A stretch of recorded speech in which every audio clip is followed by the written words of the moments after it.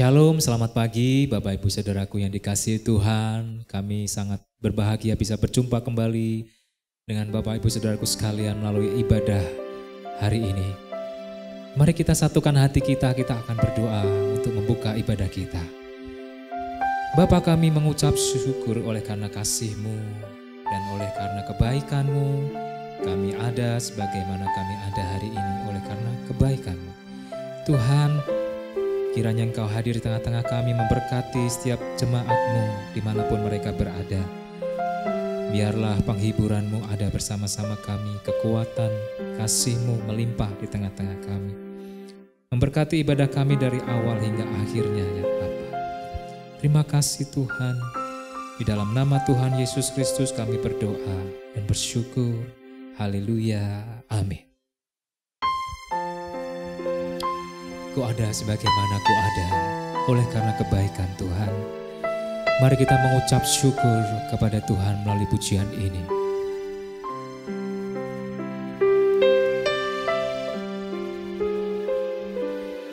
Ku ada sebab anugerah-Mu. Ku ada karena kasih-Mu, Tuhan Yesus.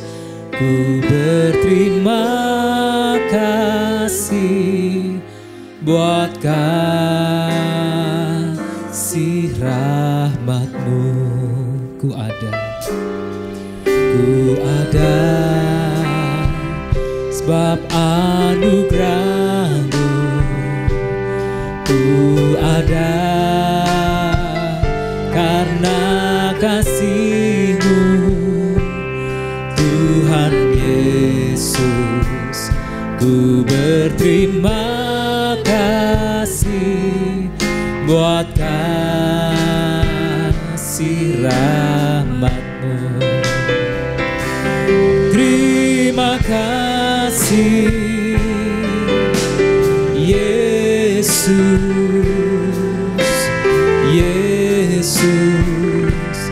terima kasih. Hanya anugerah-Mu buat hidupku sekarang. Ku kan memuji-Mu selamanya.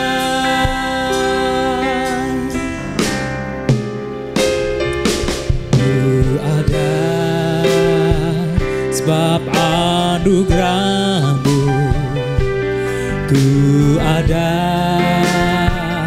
karena kasih-Mu, Tuhan Yesus. Ku berterima kasih buat kasih rahmat-Mu. Katakan terima kasih, terima kasih Yesus, Yesus, terima kasih. Hanya anugerah-Mu buat hidupku sekarang. Ku kan memuji-Mu selamanya. Terima kasih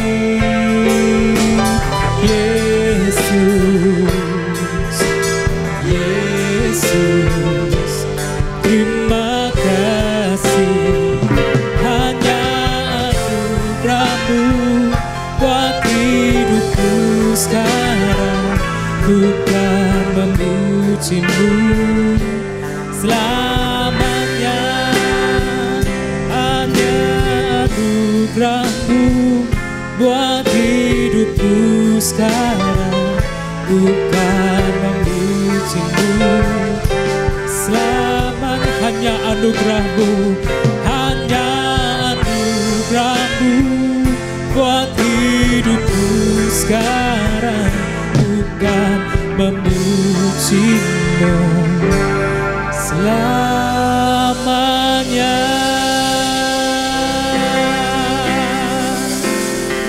Terima kasih Tuhan. Terima Terima kasih Yesus, Engkau baik. Karena anugerah-Mu kami hidup. Semua karena kebaikan-Mu dalam hidup kami ya Tuhan. Semua karena kasih-Mu dalam hidup kami. Terima kasih Tuhan. Sungguh hati kami dipenuhi dengan sukacita karena keselamatan yang daripada-Mu Tuhan. Kami rindu memuji Engkau lebih lagi ya Bapa. Haleluya. Amin. Bapak Ibu Saudaraku dikasihi Tuhan, firman Tuhan, Dia adalah terang bagi jalan kita. Peristai iman di setiap waktu dan sanggup melindungi kita dari segala musuh-musuh kita. Haleluya.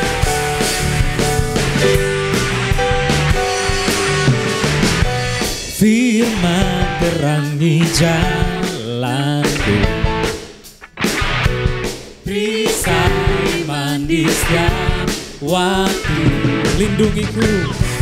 Lindungiku dari segala, tak pernah ragu karena Dia bersamaku, setia menjaga dengan kuasa mulia.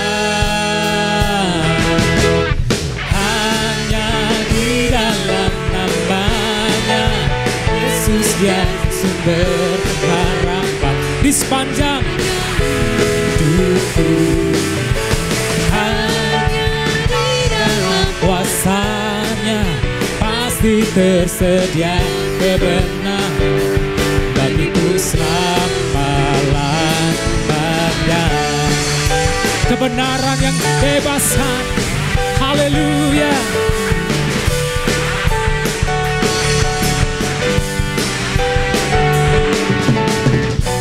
Kebenaran yang bebaskan selalu berikanku kekuatan hadapi segala tantangan. Tak pernah ragu karena Dia bersamaku. Dia setia menjaga dengan kuasa mulia.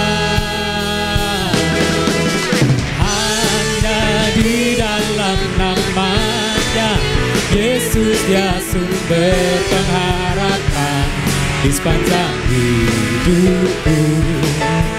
Hanya di dalam kuasa-Nya pasti tersedia kemenangan bagiku selama-lamanya. Oh, oh, oh, oh.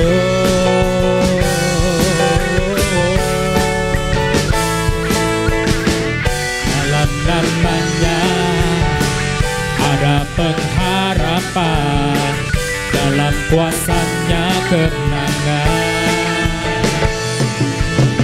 Hanya di dalam nama-Nya Yesus, Dia sumber pengharapan di sepanjang hidupku. Hanya di dalam kuasa-Nya pasti tersedia kemenangan bagiku selamanya. Hanya di dalam nama-Nya Yesus, Dia sumber pengharapan di sepanjang hidupku. Hanya di dalam kuasa-Nya pasti tersedia kemenangan bagiku selama-lamanya. Hanya di dalam nama-Nya, dalam nama-Nya ada pengharapan, dalam kuasa-Nya kemenangan. Haleluya. Ada kemenangan di dalam nama Tuhan Yesus Kristus, nama yang penuh kuasa. Puji nama Tuhan. Mari kita datang kepada Tuhan. Kita siapkan hati kita untuk ditaburi benih firman Tuhan. Mari kita mempunyai hati yang haus akan kebenaran firman Tuhan. Dan biarlah hidup kita seperti bejana yang dibawa ke sungai Tuhan.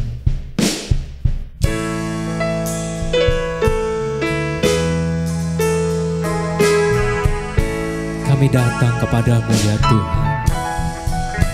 Aku datang dan ku bersujud di hadapan-Mu. Ku rasakan indah hadirat-Mu.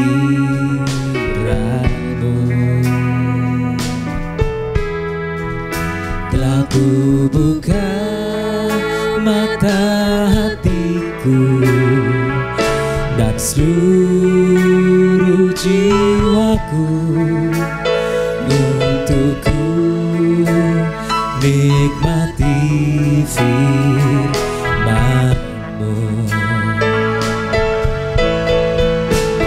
Firman-Mu yang kuasa untuk mengubah sikap hati. Firman-Mu yang tegakkan di saat ku terjatuh. Penuhkanlah bejanaku dengan air sungai-Mu. Ku haus akan firman-Mu. Firman Tuhan sanggup mengubahkan dan ku bersujud di hadapan-Mu. Ku rasakan indah hadirat-Mu.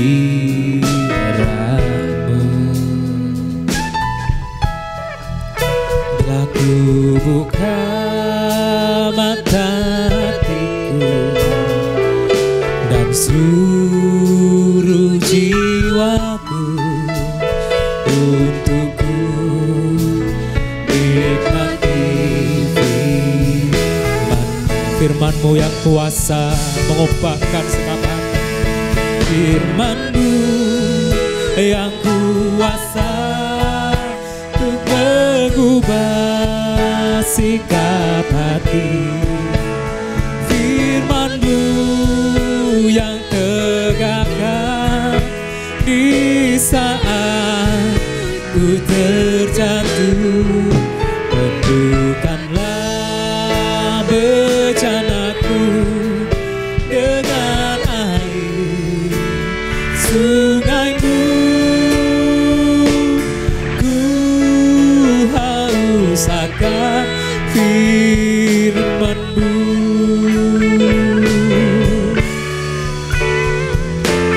Ku haus akan firman-Mu.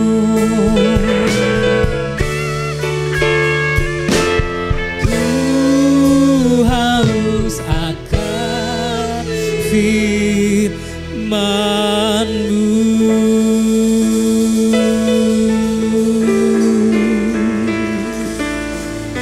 Biarlah setiap kami Kau puaskan dengan kebenaran firman-Mu ya Tuhan. Haleluya. Amin.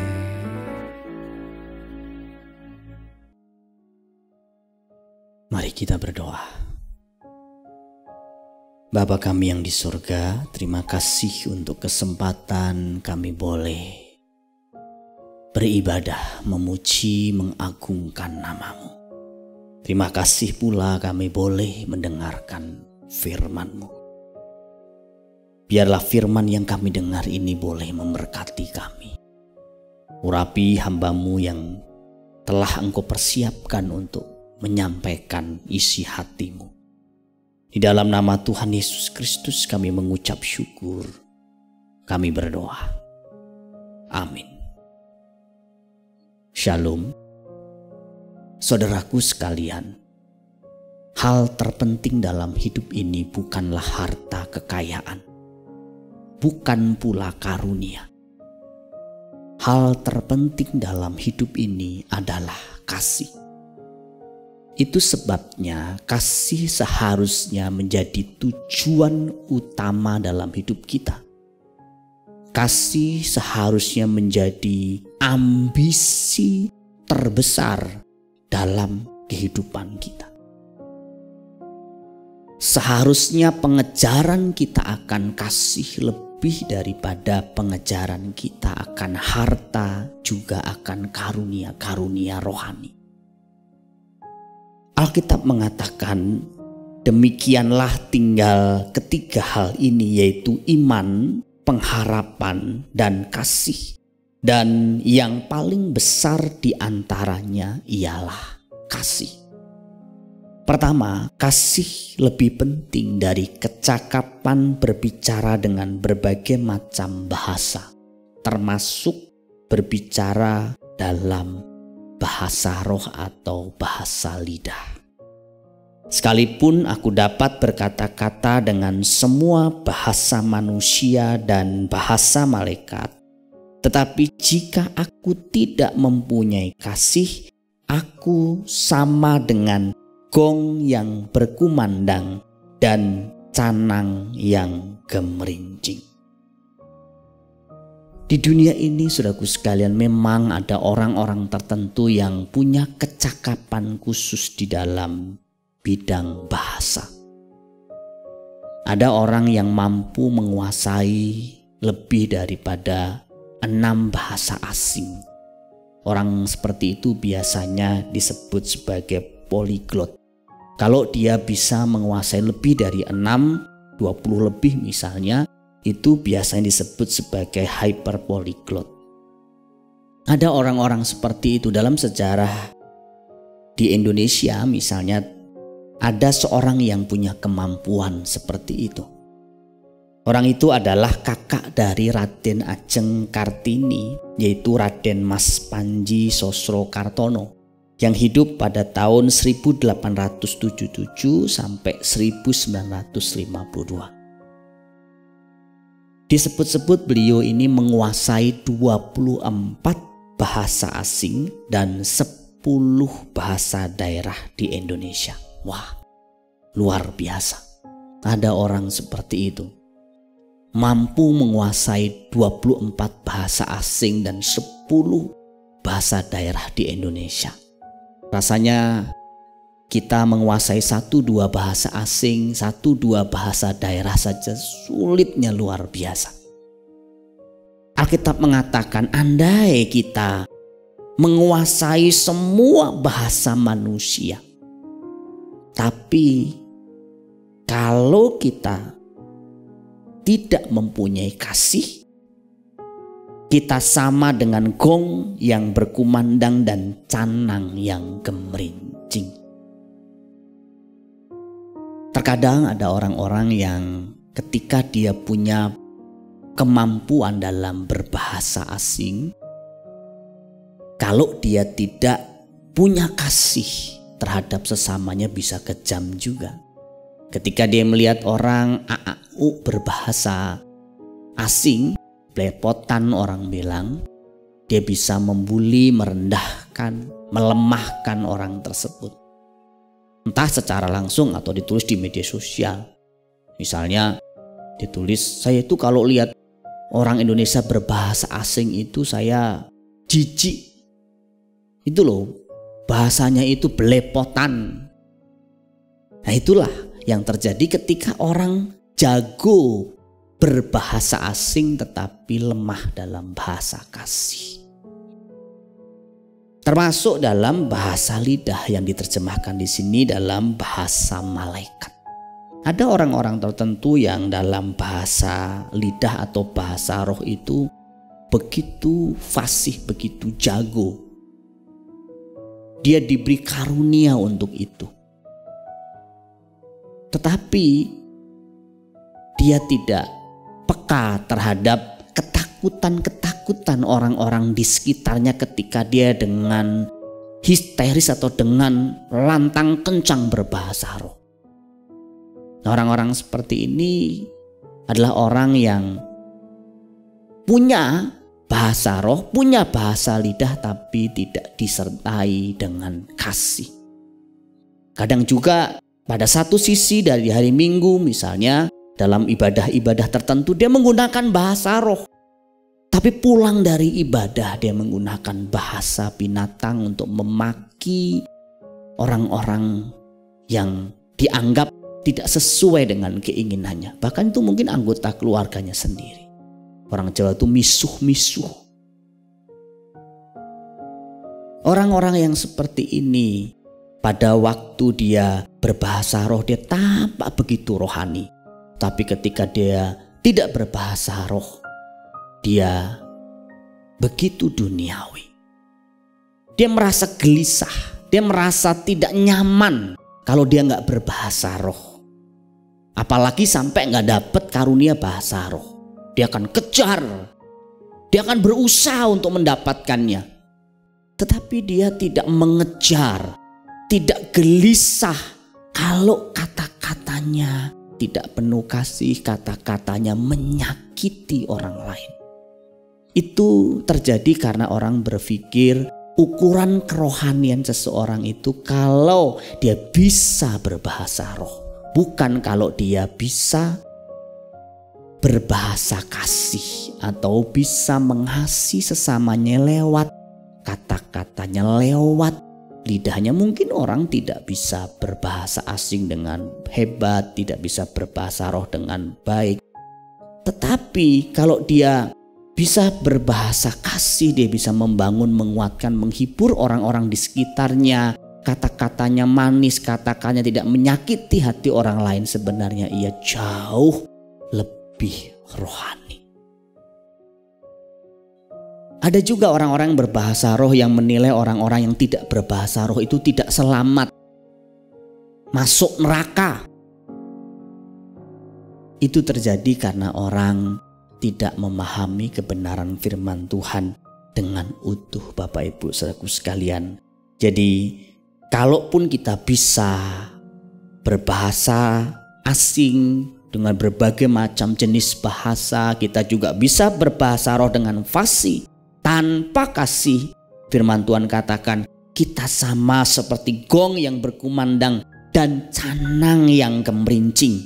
Terjemahan lainnya, bagaikan tong kosong yang nyaring bunyinya. Yang kedua, kasih lebih penting dari nubuat, pengetahuan yang mendalam, dan iman.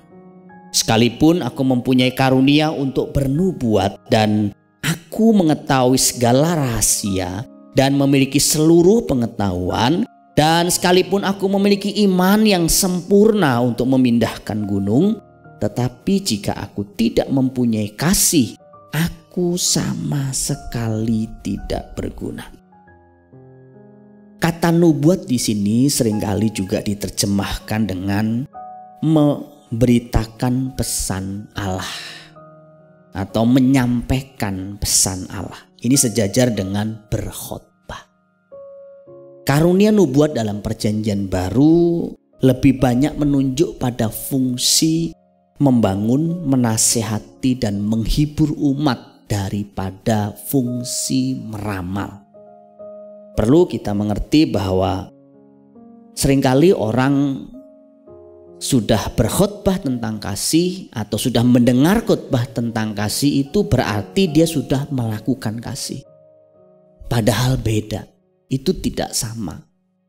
Berkhotbah tentang kasih dan melakukan kasih dua hal yang berbeda. Mendengar pesan tentang kasih dan melakukan praktek kasih kepada sesama dua hal yang berbeda. Kadang juga orang berpikir kalau dia sudah menyanyikan lagu-lagu tentang kasih berarti dia sudah mengasihi baik kepada Tuhan maupun kepada sesamanya. Misalnya lagu-lagu tentang hubungan kasih antara manusia dengan Tuhan. Aku mengasihi Engkau Tuhan dengan segenap hatiku. Apalagi sambil nangis gitu ya. Dia berpikir bahwa dia sudah mengasihi Tuhan dengan dia menyanyi, menaikkan pujian kasih kepada Tuhan. Tentu pujian itu baik sekali. Itu bisa menjadi ekspresi kasih dia kepada Tuhan dalam bentuk nyanyian. Tapi itu tidak sama artinya kita sudah praktek kasih, apalagi menggantikan praktek kasih yang sesungguhnya. Juga misalnya kasih kepada sesama. Ku kasihi kau dengan kasih Tuhan, ku kasihi kau dengan kasih Tuhan. Kemudian sambil pegangan tangan, sambil lihat temannya, sambil senyum. Wah, saya sudah praktek kasih dengan sesama saudara seiman saya. Sekali lagi itu baik, tapi itu juga tidak sama artinya kita sudah mengasihi sesama kita, mengasihi saudara seiman kita. Itu baik sebagai ungkapan kasih kita juga. Tetapi Tuhan mau kasih itu bukan hanya dalam bentuk perkataan atau nyanyian, tapi dalam tindakan nyata. Ada juga khotbah-khotbah di dunia ini Bapak Ibu Saudaraku sekalian, pesan-pesan di mimbar yang jauh dari kasih. Khotbah-khotbah yang isi pesannya hanya bersifat mengintimidasi, kritik yang merusak atau destruktif, bukan kritik yang membangun. Khotbah-khotbah yang isinya makian, kata-kata kotor, menjelekkan orang lain, kepercayaan lain, hamba Tuhan lain, gereja lain. Ada khotbah-khotbah seperti itu. Khotbah-khotbah demikian Bapak Ibu Saudaraku sekalian mungkin saja bisa menakut-nakuti umat, membuat umat takut, tapi tidak membuat umat mengasihi Tuhan. Takut sama pendeta, bukan takut sama Tuhan. Takut sama hukuman, bukan benar-benar takut akan Tuhan. Ada khotbah-khotbah yang setiap kali pesan disampaikan itu mengutuk, mengancam. Dan orang-orang yang tidak mengerti kebenaran firman Tuhan, ya dia merasa tertuduh. Dia melakukan sesuatu, entah memberi, entah dia melayani, entah dia berbuat sesuatu, bukan karena dia mengasihi Tuhan, tapi karena takut hukuman, takut kutuk. Dan biasanya orang-orang seperti ini juga dia bisa sih loyal sama orang yang mengkhotbahkan pesan tersebut, tapi dia biasanya tidak bisa loyal sama Tuhan. Ada khotbah-khotbah yang baik, yang membangun, yang menguatkan, yang menghibur. Khotbah-khotbah yang membentuk sifat pribadi manusia menjadi pribadi seperti Kristus. Tapi ada juga khotbah-khotbah yang sama sekali tidak baik. Ada khotbah-khotbah yang begitu luar biasa tak ternilai dengan harta benda. Nilainya tidak bisa diukur dengan uang. Kita nggak bisa bayar khotbah yang begitu berharga. Tapi juga ada khotbah-khotbah yang layak untuk ditaruh di tempat sampah, tidak layak untuk didengar. Saudara harus bisa membedakan satu pesan khotbah itu benar-benar pesan yang sesuai dengan firman Tuhan atau hanya sekedar comot-comot ayat dan untuk menakut-nakuti saudara. Mungkin saudara berkata, tapi Tuhan Yesus juga pernah mengucapkan kata-kata kasar dalam Alkitab. Kepada Simon Petrus dia berkata, "Enyah engkau iblis."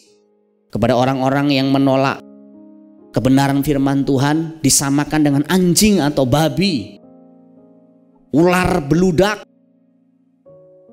Tetapi kalimat-kalimat kiasan atau metafor demikian tidak bisa dicomot langsung dan diterapkan secara langsung.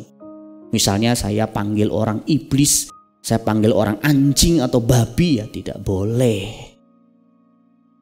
Khotbah-khotbah demikianlah khotbah-khotbah tanpa kasih, dan khotbah tanpa kasih bisa juga sangat kejam, tak berbelas kasihan. Saudaraku sekalian, kalau kita membaca Alkitab, kita memang menemukan Yesus Kristus berbicara keras terhadap dosa. Tetapi Tuhan Yesus Kristus tidak berbicara kepada semua orang sama.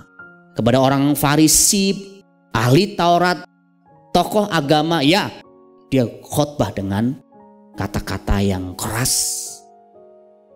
Tetapi kepada pemungut cukai, para pelacur, orang berdosa, Yesus Kristus justru bersifat merangkul dan penuh kasih.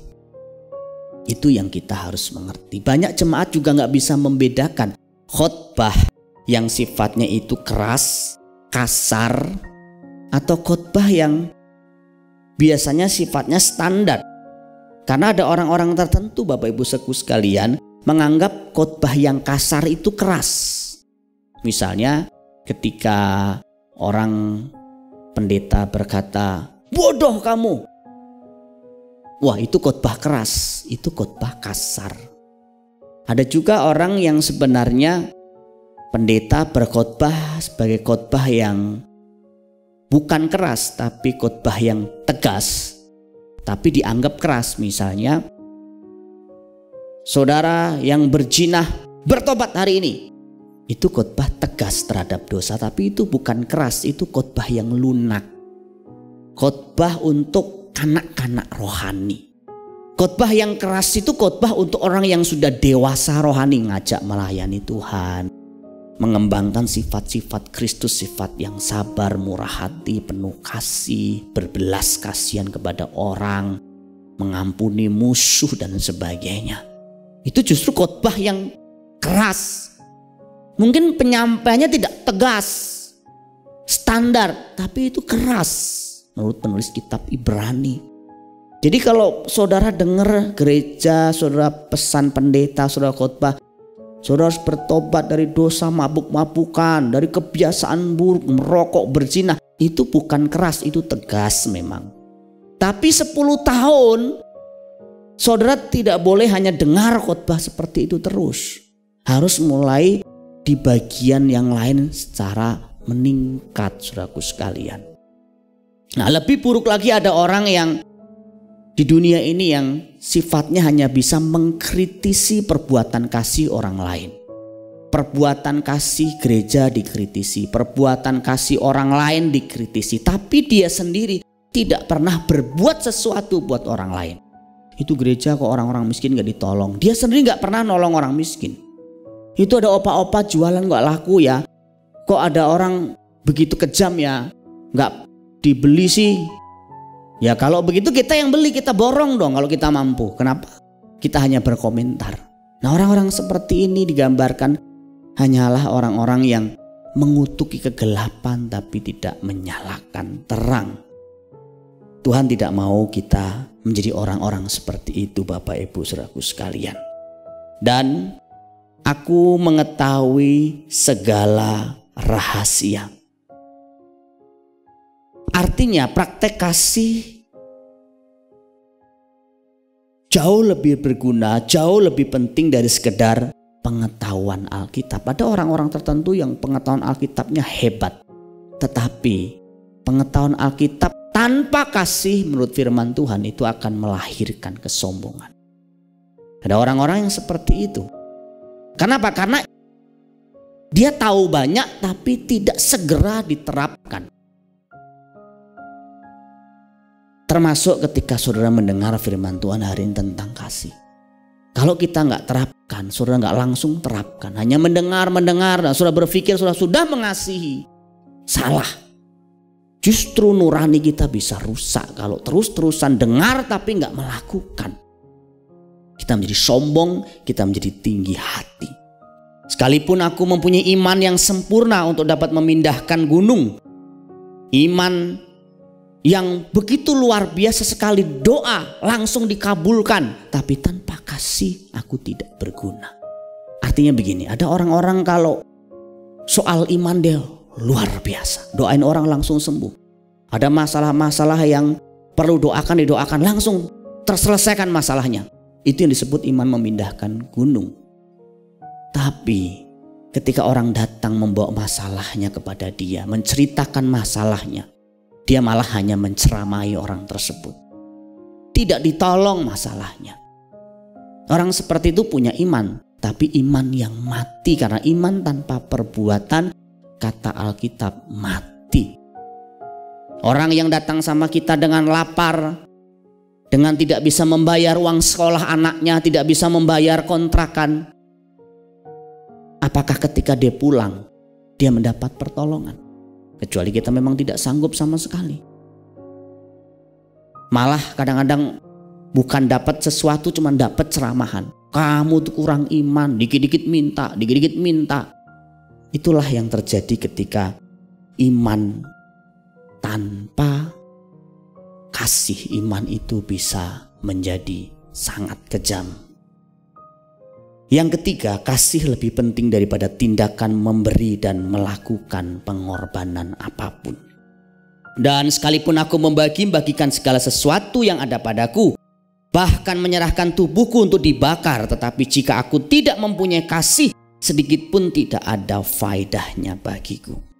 Mungkinkah ada orang membagi-bagi tanpa kasih? Ada. Orang memberi tanpa kasih itu ada. Ada orang memberi motifnya kan macam-macam ya Bapak Ibu. Ada orang memberi karena supaya dinilai orang lebih. Orang memberi untuk mengontrol orang lain. Ada orang memberi sebenarnya niatnya membuang. Ada orang memberi memang karena ungkapan kasih. Yesus Kristus juga pernah mengecam orang-orang yang memberi dengan motif supaya dilihat orang, pamer. Apalagi di zaman digital seperti sekarang ini. Kadang orang memberi supaya ya dia mendapatkan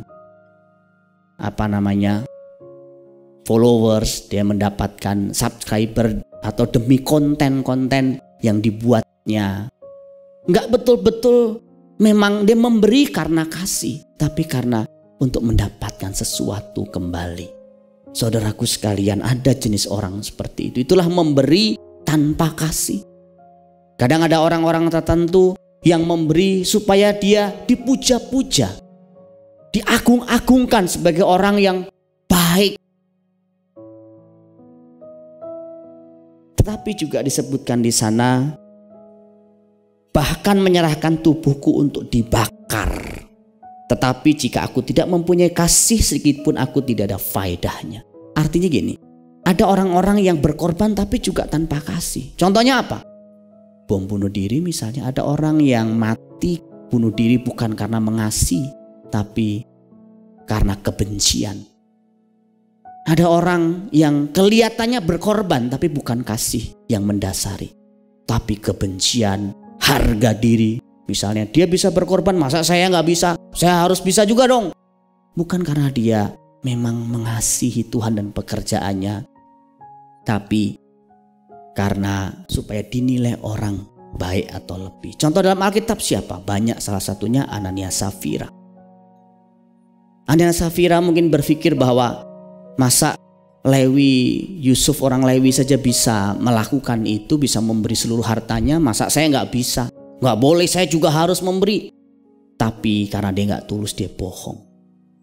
Suami istri sepakat, dia membohongi Rasul Petrus, dan Alkitab mengatakan mereka dua-duanya mati. Saudaraku sekalian, marilah kita memberi, berkorban karena kasih, bukan karena yang lain.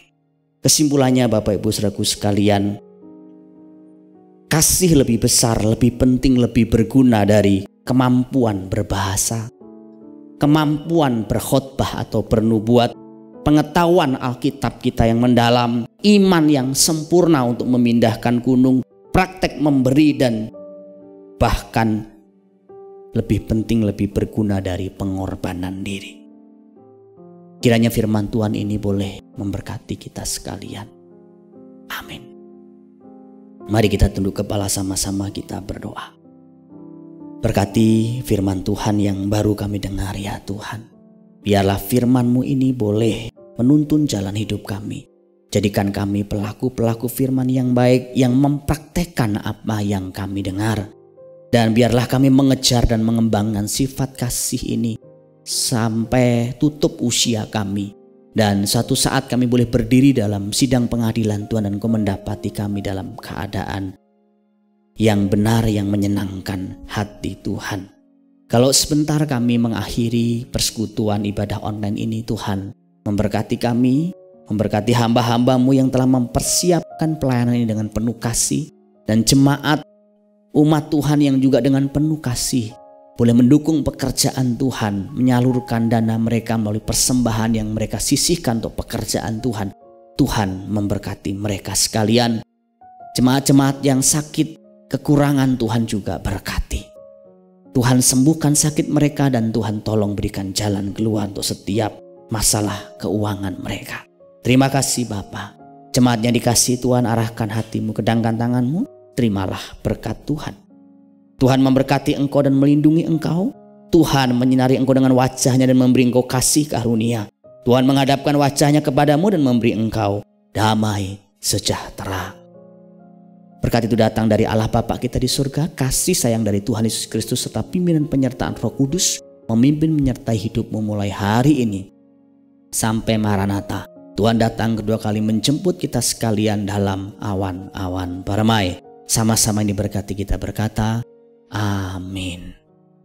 Saudaraku sekalian, ada beberapa hal yang perlu saya sampaikan. Yang pertama, ibadah minggu depan masih melanjutkan apa yang saya sampaikan hari ini tentang hal yang paling penting, bagian yang kedua atau bagian penutup. Dan kita akan mengadakan doa malam setiap hari Kamis via Zoom setiap pukul 8.30 malam. Saudaraku sekalian yang rindu memberikan persembahan syukur, mendukung pekerjaan Tuhan bisa menyalurkan melalui nomor rekening gereja yang tertera dalam video di awal dan di akhir ibadah ini. Tuhan Yesus memberkati kita sekalian.